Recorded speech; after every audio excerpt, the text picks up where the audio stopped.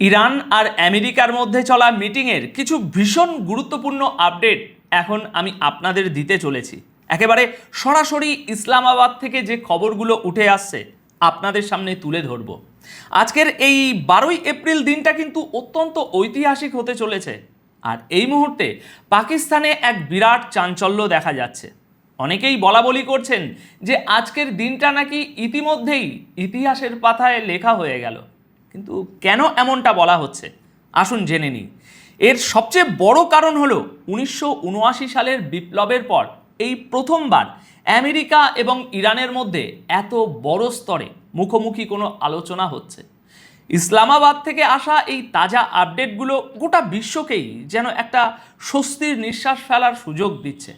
মনে রাখবেন, এখানে কিন্তু সরাসরি মুখোমুখি আলোচনার কথা বলা হচ্ছে। খবর অনুযায়ী এই মিটিং প্রায় 2 ঘন্টা ধরে চলেছে।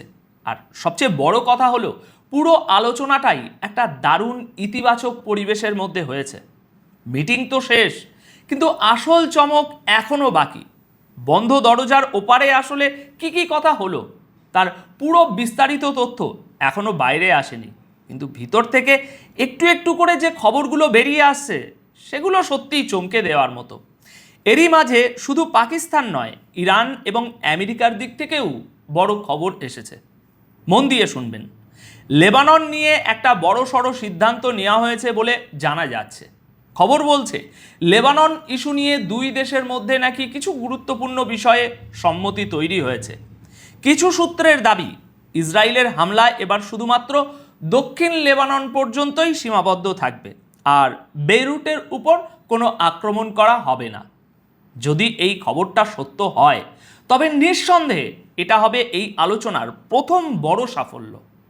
এর পাশাপাশি ইরানের অর্থের ব্যাপারেও কিছু হালচাল দেখা গেছে। ইরানি সূত্র দাবি করছে যে ফ্রিজ হয়ে থাকা সেই বিপুল পরিমাণ টাকা ছেড়ে দেওয়ার দিকেও নাকি কিছু পদক্ষেপ নেওয়া হয়েছে। যদিও এর কোনো পাকাপাকি খবর এখনও আমাদের হাতে আসেনি, তবে দুপক্ষের মধ্যে যে বরফ গলছে সেটা বেশ পরিষ্কার। প্রথমে ইরান বলেছিল যে আমেরিকা নাকি তাদের সম্পদ আনফ্রিজ করছে, কিন্তু এরপর আমেরিকার হোয়াইট হাউস থেকে বিবৃতি আসে যে না না না না না কোনো টাকা আনফ্রিজ করা হচ্ছে না। এই বিষয়ে পরবর্তী কথা হবে ডিনারের টেবিলে। হ্যাঁ, একদম ঠিকই শুনেছেন, মিটিংয়ের এই পর্ব কিন্তু এখানেই থামেনি। দুই দেশের প্রতিনিধিরা গত রাতে ডিনারে আবার দেখা করেছেন এবং খুব সম্ভবত সেখানেই কোনো বড় চুক্তির খসড়া বা ড্রাফট তৈরি হয়ে থাকতে পারে। তবে মজার বিষয় হলো, আর এটাই এখন সবচেয়ে বড় প্রশ্ন, ইরান আর আমেরিকা কি একসাথে পাকিস্তানের ডিনার টেবিলে বসে মাংস পোলাও খাবে?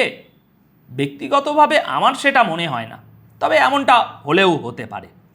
ডিনারের মেনুতে কি থাকছে সেটা রিপোর্টাররা যা জানিয়েছে তা আমি পরের খবরে জানাবো। তবে দর্শক, এই পুরো ব্যাপারটাই অত্যন্ত গোপনীয়তার সাথে বন্ধ দরজার ভিতরে চলছে, আর সেই কারণেই খবরগুলো খুব ধীরে ধীরে বাইরে আসছে। তবে ইসলামাবাদের রাস্তায় যে নিস্তব্ধতা ছিল তা এখন অনেকটা আশার গুঞ্জনে বদলে যেতে শুরু করেছে। আমার বিশ্বাস এটা শুধুমাত্র একটা কোনো সাধারণ মিটিং নয়, বরং এটা একটা নতুন যুগের সূচনা।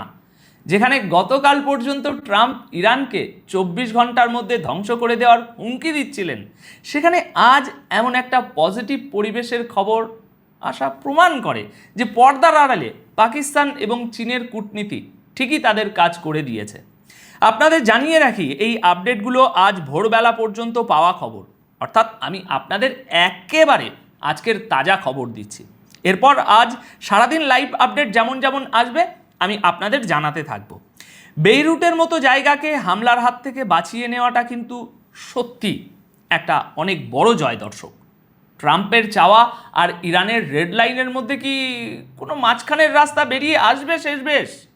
এখন গোটা বিশ্বের নজর ইসলামাবাদের ওই ডিনার টেবিলের উপর আটকে আছে, যেখানে গতকাল মধ্যরাতে মধ্যপ্রাচ্যের নতুন ভাগ্য লেখা হয়েছে। মধ্যপ্রাচ্যের ভাগ্য বলছি কারণ হরমুজ প্রণালী বন্ধ থাকা মানে তো গোটা বিশ্বের ভাগ্যই আটকে থাকা।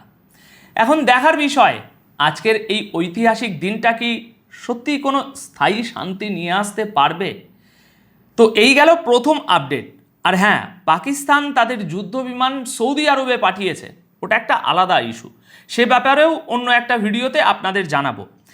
এবার আপনাদের এমন একটা খবর শোনাবো যা আপনাদের ইসলামাবাদের সেই রাস্তাগুলোতে নিয়ে যাবে যেখানে এই মুহূর্তে গোটা বিশ্বের ভাগ্য নির্ধারণ হচ্ছে। একদিকে যখন বন্ধ ঘরের ভিতর আমেরিকা আর ইরানের প্রতিনিধিরা একে অপরের শর্তগুলো মেপে দেখছেন, অন্যদিকে আজকের এই ঐতিহাসিক দিনটাকে কভার করার জন্য গোটা বিশ্ব থেকে শত শত সাংবাদিক আর মিডিয়া হাউসের যেন মেলা বসে গেছে ইসলামাবাদে। এএফপির তাজা রিপোর্ট অনুযায়ী ইসলামাবাদের কনভেনশন সেন্টারকে রীতিমতো একটা দুর্দান্ত মিডিয়া হাবে পরিণত করা হয়েছে। এক কথায় একটা উৎসবের পরিবেশ। ইসলামাবাদ থেকে আসা এই আপডেটগুলো কোনো হাই প্রোফাইল ইন্টারন্যাশনাল ইভেন্টের থেকে একেবারেই কম কিছু নয়। মিডিয়া সেন্টারের ভেতরে সাংবাদিকদের জন্য বিশেষ করে ব্রাজিল এবং ইথিওপিয়ার দারুণ কফির বন্দোবস্ত করা হয়েছে। এর মধ্যে একটা স্পেশাল ব্যাপারও আছে, এই কফিটার ব্র্যান্ডিং করা হয়েছে ব্রিউড ফর পিস বা শান্তির জন্য তৈরি এই নামে। মানে এই কফির ট্যাগলাইনই হলো শান্তি, যেন এই কফি শান্তি নিয়ে আসবে। এর পাশাপাশি সেখানে বিরিয়ানি, কাবাব আর গোলাপ জামুনের মতো শাহী সমস্ত খাবারের এমন রাজকীয় আয়োজন রয়েছে যেন মনে হচ্ছে কোনো বিয়ে বা রিসেপশনের অনুষ্ঠান চলছে। আমি কিন্তু নিজে থেকে বানিয়ে বানিয়ে এইসব কথা বলছি না, একেবারে সঠিক ইনফরমেশন থেকেই আপনাদের জানাচ্ছি এইসব তথ্য। পাকিস্তানি আতিথেয়তার পুরো ঝলক কিন্তু এখানে দেখতে পাওয়া যাচ্ছে। আর মনে রাখবেন, এই মেনু কিন্তু সাংবাদিকদের জন্য।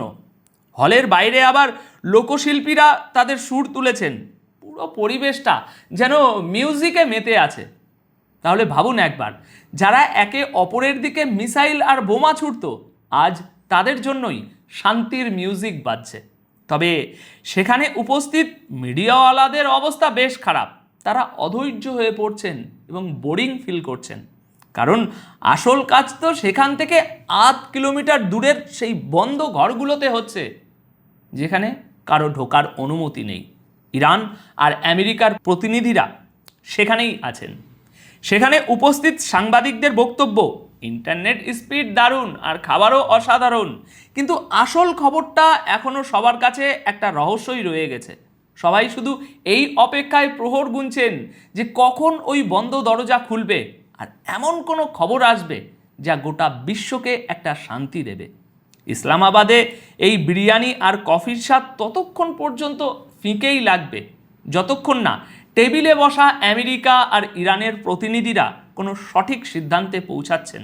সাংবাদিকদের এই বোর হওয়াটা আসলে একটা বড় ঝড়ের আগেকার সেই নীরবতা, যা যে কোনো মুহূর্তে একটা বিশাল ব্রেকিং নিউজে বদলে যেতে পারে। এখন এটাই দেখার যে শান্তির এই কফি কি সত্যি বহু বছরের পুরনো তিক্ততা শেষ করতে পারবে। আমরা নজর রাখছি এবং আপনাদের জানাতে থাকবো আজ সারাদিন। এবার আমি আপনাদের 2-3টে একেবারে ধামাকাদার আপডেট দেব, যার মধ্যে হুমকি আছে, চমক আছে, বড় বড় দাবি আছে, আর সেই দাবির পাল্টা জবাবও আছে। ইরান আর আমেরিকার মধ্যে চলা এই আলোচনার মাঝে স্টেট অফ হরমুজ নিয়ে এমন একটা খবর এসেছে যা এই উত্তেজনাকে একটা সম্পূর্ণ নতুন মোড়ে দাঁড় করিয়ে দিয়েছে। আমি আপনাদের পরপর 3টি আলাদা খবর জানাচ্ছি। হুমকি দেওয়ার ওস্তাদ ডোনাল্ড ট্রাম্প আবারও তার সোশ্যাল মিডিয়া প্ল্যাটফর্ম ট্রুথ সোশ্যালে আমাদের সময় অনুযায়ী গতকাল সন্ধ্যায় এমন একটা দাবি করেছেন যা গোটা বিশ্বের রীতিমতো আলোড়ন ফেলে দিয়েছে। মার্কিন প্রেসিডেন্টের বক্তব্য হলো, ইরান এখন শেষ শক্তি বলতে ইরানের শুধু তাদের সামুদ্রিক মাইনগুলো বেঁচে আছে, যেগুলো তারা হরমুজ প্রণালীর রাস্তায় বিছিয়ে রেখেছে। ট্রাম্প এক বিশাল ঘোষণা করে বলেছেন যে আমরা এবার হরমুজ প্রণালী পরিষ্কার করার কাজ শুরু করছি।